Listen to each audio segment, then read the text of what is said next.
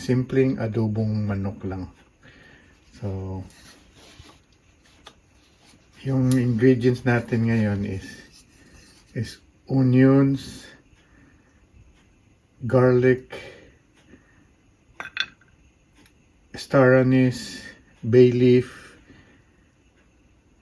ginger, and lemon. Ito yung cut natin na adobong manok, hinugasan na, tapos lalagyan natin ng suka, soy sauce at saka oyster sauce. Mamaya yung brown sugar. So magpainit tayo ng mantika. Siyempre konti lang. So antayin lang natin kumulo yung uminit yung mantika. Tapos igisa natin yung mga ricados natin. Ayan, mainit na, umuusok na oh. So ilagay natin yung onions.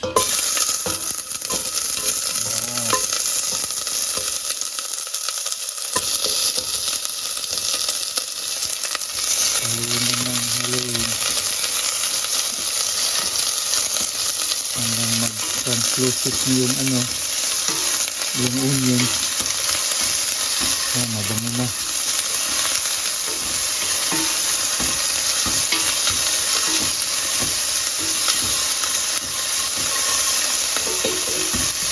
Tapos ihulog na natin yung garlic.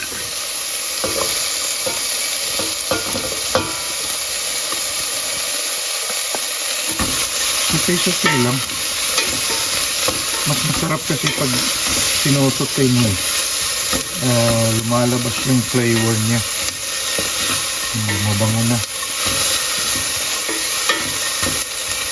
Tingnan mo.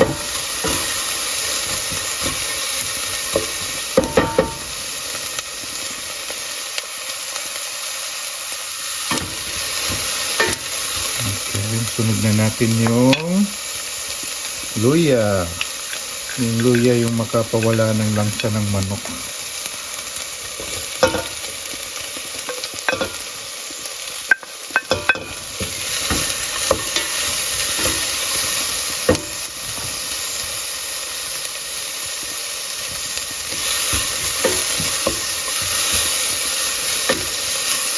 Ayan.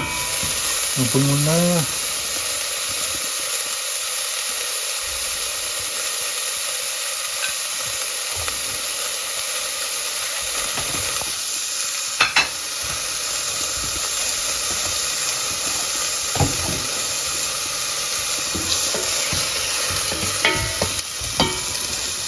Ilulog natin. Gigisahin din natin yung manok natin.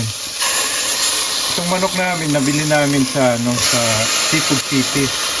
May kasi sila may cut up na adobong manok already. Tapos hinahap lang namin yung ito yung kalahating manok na naiwan.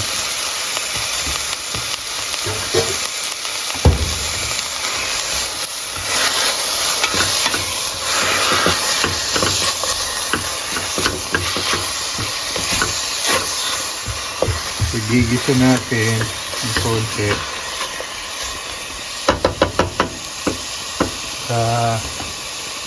Takpan lang natin. So after like 5 minutes, nagtutubig na yung chicken. Ayun ang bango. Lalagyan na natin ng soy sauce.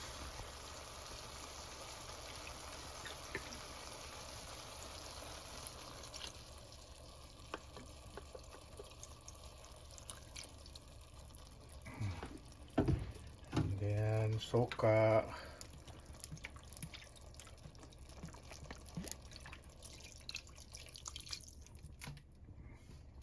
And then suka. So nilalagyan natin ng suka, soy sauce at saka oyster sauce. Sarap na yan. Tapos lagyan natin ng lemon juice, fresh lemon juice para pangtanggal sa langsa. Half lang yung nilalagay natin. Okay, and then lagyan natin ng bay leaf. Saka yung star anise. Star anise. Tapos haluin natin.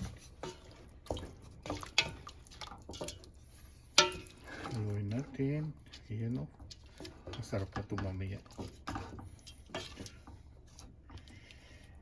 Salamat Lala for assisting, for taking the video. Mahirap magluto pag nag-video ka. Yung the good thing is if you have a wife.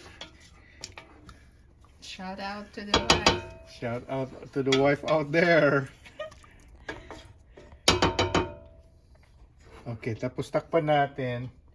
Tapos we'll wait for 20 minutes. Tapos i-simmer lang natin. Okay, we'll be back. So after a while, like 20 minutes, yun, umusok na oh. Oh, yung bango. Bitaw. Ayan, tingnan mo. Baliktad natin konti. Ayan. Medyo may color na. Ayun. Ang sarap.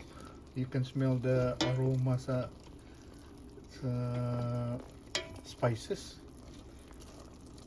Ayan. Tapos lalagyan natin ng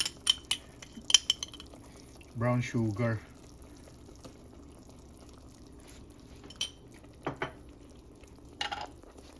Tapos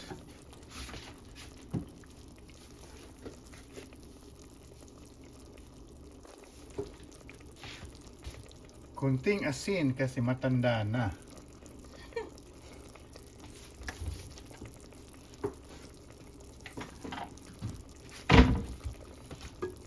Tapos haluin natin. I should use my left hand para di ma. And then after like 10 minutes, malambot na yung chicken, no? 10 minutes, then we will taste it, and then we will add soy sauce or vinegar. We'll taste it later. Takpan natin ulit. 10 minutes, it's done.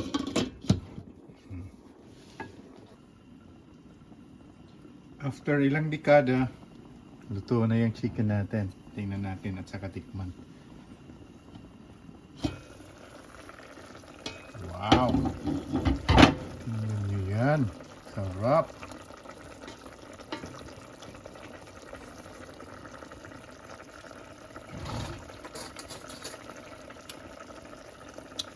Tikman natin.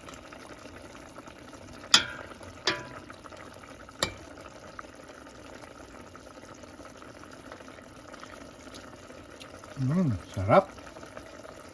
Tama lang yung asim niya. Saka yung tamis. Sarap. No, oh, I forgot the chili flakes. Ay. Oh my God. Pero hahabol pa to. Chili flakes. Gusto namin maanghang eh. Ayan. Okay, i-simmer na namin natin ng 5 minutes. I think that's it. Salamat sa thank you for watching our videos. I hope you have a good day, because we have a good day. Thank you all for watching this here video. Please like and subscribe and follow. Much love from Little Yas to each of you, content creators.